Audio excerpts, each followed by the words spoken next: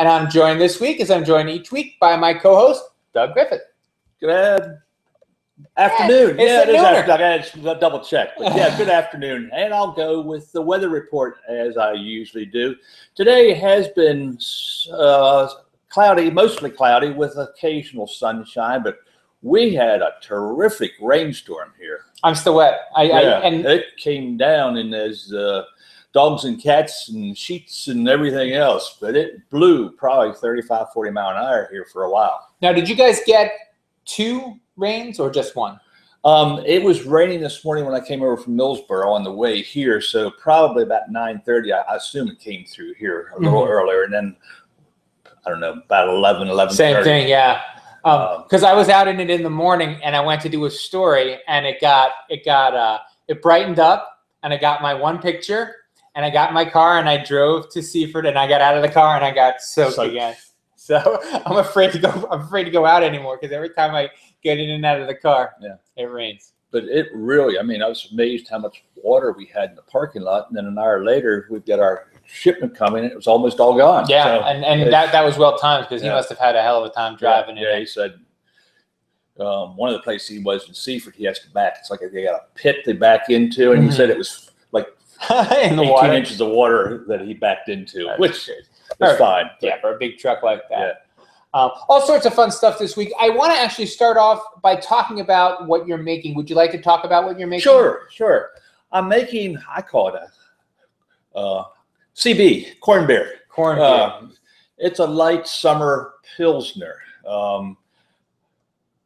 Modeled after, and it's not truly a Peroni, but that's what started it. I had a customer who said, I've got this recipe, I've made the beer, but it's not what I'm expecting. And the recipe he had really was a odd recipe. You only boiled about a half hour, and you really didn't mash anything. And the 2 of the ingredients, the flaked maize and the rice, require mashing. And mashing is to get the starches converted to sugar. They don't do it on their own. You need something as a catalyst, which heat. Is, well, that and grain generally, malt specifically, a 2-row or 6-row, you can go either way, but we generally use 2-row malt. But it has active enzymes on it. And those enzymes break the carbohydrates, the complex carbohydrates, specifically the starches, down into simpler carbohydrates, which are sugars. But without that process, you have starch that ends up being in the beer, and it comes through as cloudiness, and you may have some sweetness associated with it. For the most part, you're not getting fermentable sugars out. So it's just not right. So you got to cook it longer to get the... You got to cook it longer, and also you have to, and it's got to be at a specific temperature to have those enzymes active. And you have to add the brewer's malt to it in order to get the enzymes in there. Now, you can use amylase, which is what the enzymes on the actual grain is. But you got to have either that or the amylase. And I've been working with this, just trying to get as much of the starch converted as possible. And that's one of the issues why I'm on my 4th batch. I'm not happy with my starch conversion. So, and so what do you change up to get happier with your... I've added the amylase, which is what you should be able to use without actually using 2-row. But it's just not converting the starches as much as I think it should. Although this batch, I still had some starch, and I used an iodine test for it. Iodine is normally red, and it turns black or purplish black in the presence of starch. Oh, that's cool. So, and I'll show you when we get done here. We can take a sample, and it still has some, it's not converted completely. And normally when you do all grain batches with 2-row barley as the base, everything gets converted after about 20, 25 minutes. There's no blackness or purplish that shows up, but I can't get it not to show starch present. So, do you have any guesses or? No, and I've actually talked to a guy who's getting ready to open up a distillery. I talked to him last week, and he said, that's odd. Let me think about that. So, and distilleries generally use a high percentage to make corn whiskey. Right. Use a high percentage of corn, and they want as much of the starch converted, because if you're not converting the starches, then you're not going to get your fermentables out of it. So it's a efficiency thing. You're wasting your base material or whatever you're using as a starch. If you don't get all the starch converted, then you're not getting as much alcohol out, which means you're not going to get as much efficiency out of your distilling. And where's he opening the distillery? Locally. Oh, is it a secret still? Still. Okay. Still waiting for paperwork from guess who. He's been working on it for, I don't know, better part of a year. Wow. And still hasn't got his final approvals yet. That's tough. That's tough.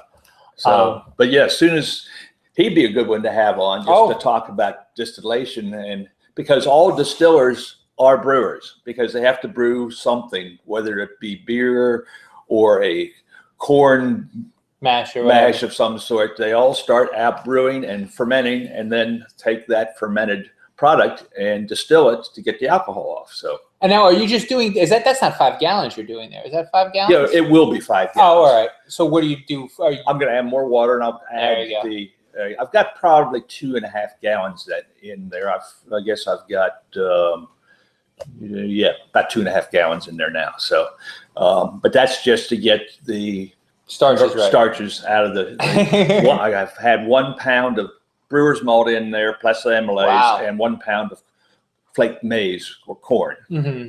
Now this corn, they call it flaked maize. They've taken it and it's been run through a roller mill, and the roller mills are hot, and they call what they call pre-gelatinized. They partially cook it so that the starches are ready for conversion to sugars. But I'm having issues for some reason, and I'm even cooking it more. That's some of the things I've tried. Mm-hmm.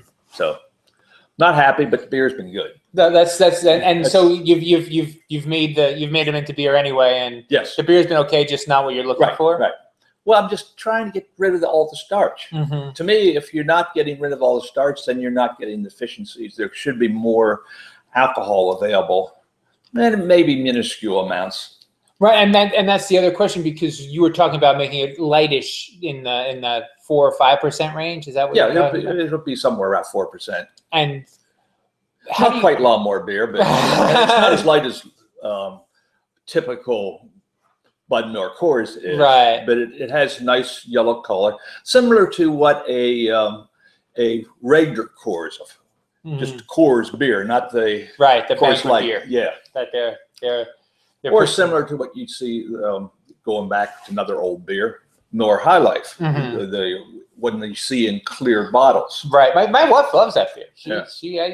They all taste. I don't know if it's your fault or if it's my fault, but they all taste sweet to me. They all taste. They're just too sweet. Well, this has got a bite to it. I've checked the BJCP specs for it, and I've got it about in the mid-range in those specs. So it's got a hot bite to it, but it still has lots. Still nice flavor, but it's light. Yeah, it's a summertime beer. Yeah, and it's 4%, so you can drink a bunch of it. So you can drink a bunch of it. We've been. I think I mentioned this before, but I'll mention it again. I've been drinking recently the wheat beer. They do a wheat beer, the Fordham wheat beer, Summer Breeze or something. Okay, I forgot what it is. It's one of those things where you taste it and you're like, it's not so bad, and then you have another one later, but we have a bunch of it laying around the house that I've been drinking, and I'm just developing like a real taste for it. And it's one of those things that I try to try so many beers that I sometimes lose track of how nice it is to try one beer over a long period of time and get to really get more and more and more out of it. And I think sometimes you develop a certain taste, and then what that taste is, and that's what you get to expect from that beer. And you're not trying to figure it out anymore. You're just enjoying it. Speaking of beers that are tough to figure out, and I promise we'll get to the stories, I went to Third Wave this week, and they had a sour double IPA.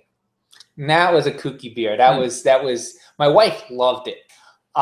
I didn't dislike it, but it was really, there was a lot going on in the. I actually saw Lori last night. She was at Wallops Island. Wallops Island had a red, white, and brew event last night. It's one of their social gatherings they have about every 3 or 4 months, and we went down, and Dogfish and Lori from Third Wave was there, and Evolution was there. We were there giving out samples, and they had a root beer, actually hard root beer. Oh, really? I can't remember what the name of it was. It's called like Not Your Father's Root Beer. It's taking the country by storm. Really sweet. It's just like root beer, but it was really sweet. And then they had homebrewers there from the Wallops Island giving their samples. Yes, so it was nice. Oh, I'm sorry. And by the way, hello, homebrewers. Thank you for listening. I hope you have a good week. This will be up Monday, back on the regular feed. Hey. Please let us know if it sounds crappy, because I always feel like it sounds worse when it comes off the internet, but this is what we're going to do for now. And as we go farther, we may go further. Or as we go further, we may go farther. but let us know how it sounds. Make sure you start checking back on the Facebook page, which I'm going to kickstart again now that we're putting it back on the internet on iTunes. So, and if you're watching at home, or if you're watching in your office instead of working, you should know that you can now. Well, by Monday, you'll be able to. It's watching while you're working. Watching while you're working. But you can catch us now on iTunes. We've been on iTunes before. We stopped for a while for long, boring reasons you don't care about, but now we're back. So hello. I know we had some of our friends at Wallops always said, hey, we liked to listen to the show on our hour drive down to NASA. So hello and welcome back to us from us. Anyway. And those from Waltz, thank you for having me down last night. Myself and Sean came down, and we gave samples and got samples. So. That's great. I would really like to go. I never did get to Lori last night to see what she had on tap. Started that whole bit because she was there, and I never did get down to taste what she had on tap last night. Well, they've got their honey ginger cream ale, which is one of my favorite beers that they make. It's just a nice fresh beer. Got a little bite from the ginger. Yeah, a little bit, but it's not out of control, and I think it controls the honey as much as it does anything else. And so they always do fun stuff over there. You're not going to get a bad beer, but they did. The other one that they had was they had a. I had a couple beers while I was there. They had a habanero, not habanero. Chipotle, cranberry, Berliner Weiss. Okay, that sounds good. It was quite good. Yeah, that was the one. My wife was like, "Yeah, on the tart side." And that's what I was saying to Sean. Sean was there, and we were talking about it a little bit. I said it would be cool if the cranberry could come out a little bit more. And what he said to me is like, cranberry is not going to come out. Yeah. You can add cranberry, but you're really just adding tart when you're adding cranberry. So. Unless you get something that's made into a cranberry. It's like a syrup or something. Yeah. And that's one reason most Berliner Weisses, they either add raspberry syrup to them or Woodruff syrup. That's the two traditional things for adding to a Berliner Weiss. But you add it to whatever sweetness you want then. Right, yeah. That's what they away from the tartness. That's what they did with their beer last year. They did the Woodruff. Yeah. I'd never heard of it. It was quite good. It was nice. It was Greene. Yeah. Yeah. Very, very cool. So yes, and they're doing great things over there at Third Wave, and keep an eye out. Actually, I usually don't plug the paper, but keep an eye out for a story next week in the Seaford Star, at least, maybe also in the Laurel Star, about one of the homebrewers from here who's opening a meadery in, I think, Lewis. Yes. Lewis, up just off of Route 9, about 3 miles from Route 1. Right. He'll be joining us. He won't be on the show just yet, but eventually we'll have him on the show. And the other thing is, if you're listening or if you're watching and you'd like to come on the show, we're going to start doing it at noon. We thought maybe we'll be able to get more guests that way. Between noon and 12:30, I still have work at work, so I finish up my morning work and then I come in and we do the podcast. And we're still finding our feet, but we still like Thursdays. Thursdays are great. So if you're available at noon on a Thursday, come on by, and we'll talk about your beer or whatever you'd like to talk about. And so let's do a little bit of news before it's time to onto the stories. Yeah, but onto the stories before we run all the way out of time. The first one I wanted to talk about is they're having a homebrew conference in Asheville, North Carolina, and it makes sense because Asheville is really, really hot now. Yeah. But I was asking Doug before we went on how common it was to have the Homebrewers Conferences, or how complex it was. It's not normally regional, but they generally have the National Homebrewers Conference, which is in major cities. It's year before last, it was 3 years ago, it was in Philly. Then it was in Grand Rapids, Michigan, and this past year it was in San Diego, just 3 weeks ago. But they move all over the country, so it gives everybody a chance to attend. Some people do fly in and try to go every year, but other ones are local, and because of costs, can't make it to all of them. Right. So it is nice to have something regional, and what they're talking about in Asheville sounds really good. They're talking about education as well as sampling beers. Right. So, and different talks. It wouldn't be. It would be. I know that. They're always looking for something new to do in Delaware, so it'd be interesting to see.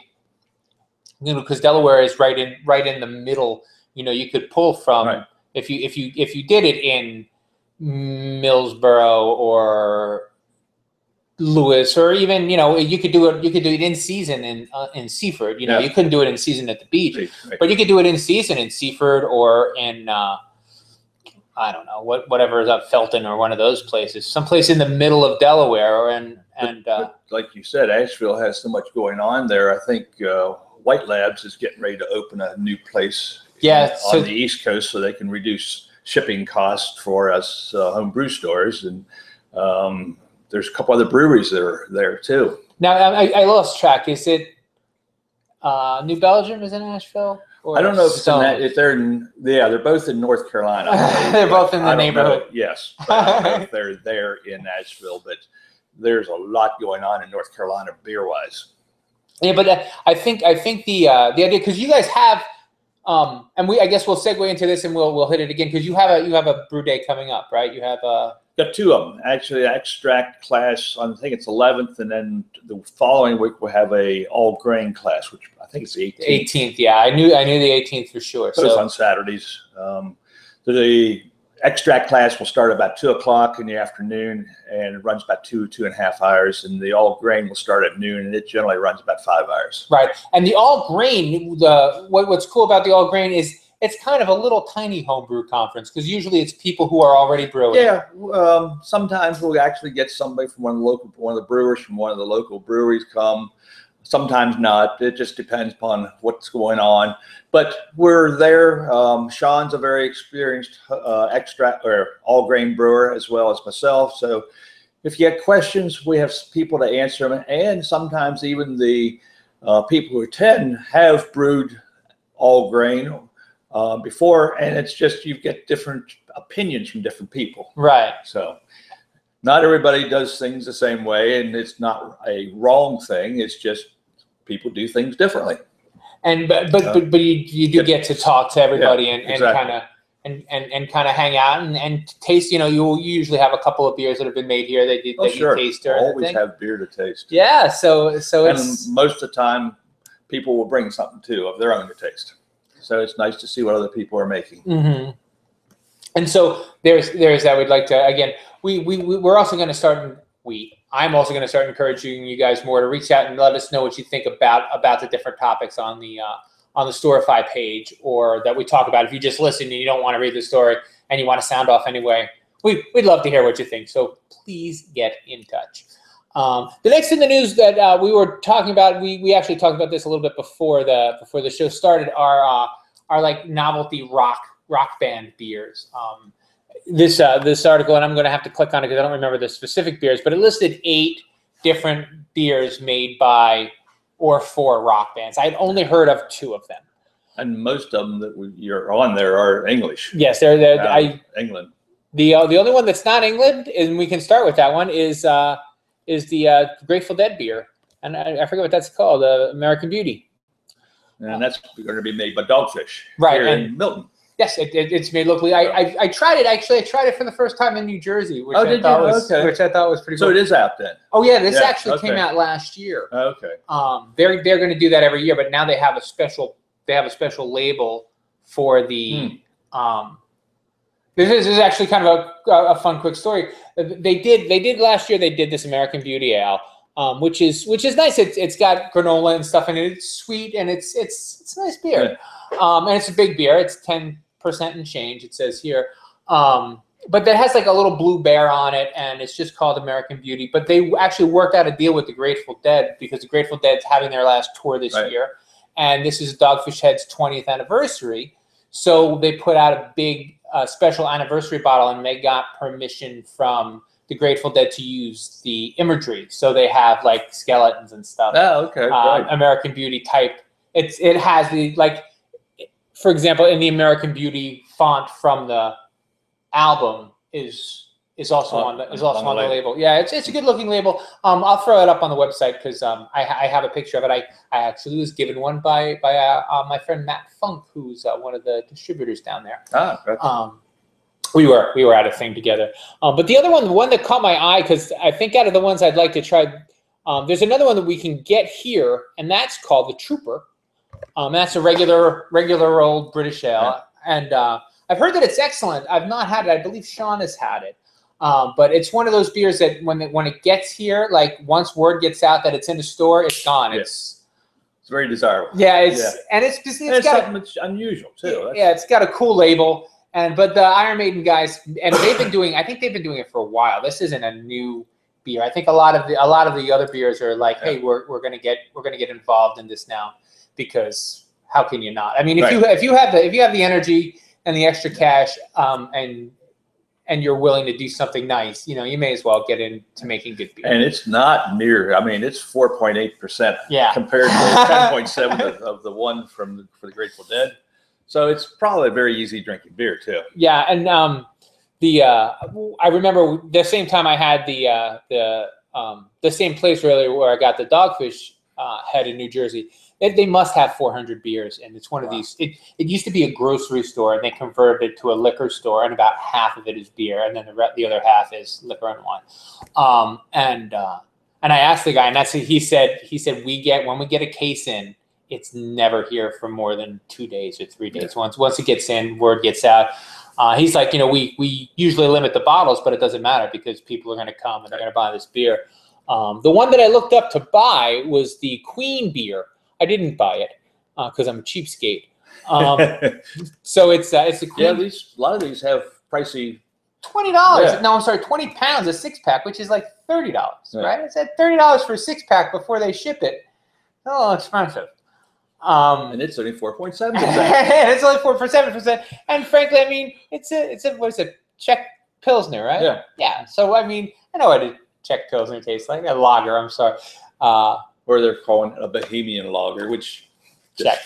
Yeah. Regular old beer, beer flavored beer. But I think I don't mind the gimmickiness of it. I know that there's a temptation to be irked by the gimmickiness of it, but I mean, it's either going to be good or not. And if it's not good, people aren't going to buy it. And if it is good, people are going to buy it. And so that's really the beginning and the end of. Oh no, I have cut myself. Oh, oops. I wonder where. Well, we'll find out. Am I bleeding? I'm not bleeding, right? My nose is... No, I don't see anything. I wonder if Just drop it on the floor. You can't see it. Yeah, that's anyway. Well, I'm bleeding. I apologize right if you can see me bleeding. I don't know where. That's crazy. Anyway, I had a bad mosquito attack out at Acetate a couple weeks ago, and then camping. Yeah, and so I've been, and I got. Nope, doesn't seem to be bleeding here. Yeah. So moving on, story-wise, I'm sorry. I got distracted when I saw that I was bleeding to death in front of everybody. Something you mentioned earlier, and I think we can talk about this a little bit, is the greenness of the beer. The greenness of the beer, because I think more and more breweries are looking at that, because if they can save anything, it increases their bottom line, and if they can keep the heat that's produced from the brew kettle to heat the rest of the facility or catch the CO2 and reuse it, it means things are that they can save money overall. And that's what all businesses are trying to do. Right, but and I think that breweries are uniquely placed for it, because just like you messing with your corn to get the most efficiency. Right. It's just like you guys, people who brew are kind of built to find out what is the best way I can do this, what's the most efficient way, and they're not afraid to innovate in ways that might not seem to make sense right off the bat. But that's how you end up doing really cool and interesting stuff. Then it's interesting. Yeah. So and then there's the other thing, as you were saying, White Labs moving. White Labs are moving here so they don't have to ship it so far, and just finding ways to do things less expensively, because that's the other thing. I mean, you do have the large margins with beer, but only when you sell it. You know, when you're making it, you don't have. For the homebrewers, I mean, the FedEx costs for 2-day shipping are quite expensive. Right. And you have to get it here quick so that it stays refrigerated and keeps the yeast viable. Otherwise, you may as well just order dead yeast. You can use sand instead. Yeah. But I think that when, you know, as with a lot of these things, when a company is successful at doing something that people think might not work, but somebody takes a chance and it's working and they're being more efficient and they're saving money, then that's the kind of thing that'll spread from industry to industry. Yeah. But it's the fact that they're so interested in innovating that, you know, they're going to try to do it anyway. They're going to try to do it the cheapest way they can, because again, the more money you're not paying for heat, the better ingredients you can buy. And a lot of times these guys, they want to spend their money on barley and hops and equipment. Yeah. They don't want to spend their money on heat or I think one of the things, the article that I read was talking about water specifically in California. So, I mean, most breweries use, I think it's 3 or 4 gallons of water for every gallon they make. Yeah. Because they have to wash things and clean things, and this just takes a lot of water. And I know from Dogfish, they've had issues with the amount of effluent water output they have. The gray water, they have to get rid of it somewhere. And the town hasn't had enough capacity, so they've had to use alternative methods. And I think now they've got a plant set up where they're able to almost recover a lot of their water. The water that the cleaning water to use, and the technology is getting better, and a bigger place can start to do that kind of thing where they can even spray it on the fields and stuff like that. Or use it to clean. But you know, a lot of times you're put in this situation and you have to solve the problem. And I think it's cool that people are being Innovative, yes. And we are going to start to put the brakes on it here because we are just running about half an hour. And as you know, I try not to go much over half an hour. And also, I invited someone else to be here now, so I should be here any second. So one more time, we're gonna talk about the classes coming up. You've got 2 coming up in this month, which is now July. Welcome to summertime. Yes, and happy 4th of July to everybody. I hope everybody has a great holiday weekend.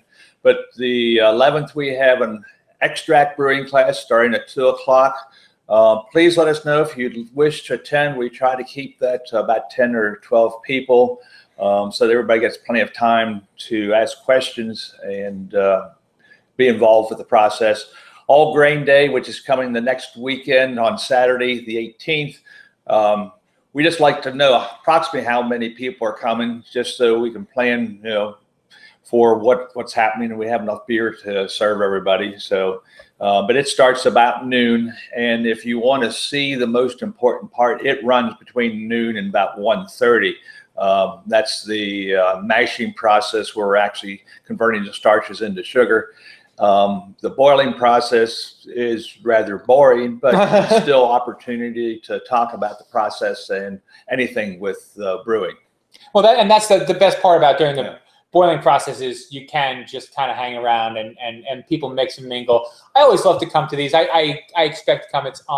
I'm not coming at all. I'm going to be dropping my daughter off at college that weekend. So already? Yeah. Already? Well, she's got she's she's in a master's program, so she's going to be a teacher's assistant, so she has to go early. Wow. And they have a July. That is early. Yeah, they have a July like training period. They train for half of July, and school starts. So where do you have to take her? Newark, Delaware. Oh, okay. So So it's not that far, yeah. but it's that day. Yeah. Actually, she said the 17th, so I don't know precisely how it's going to work, but we'll see.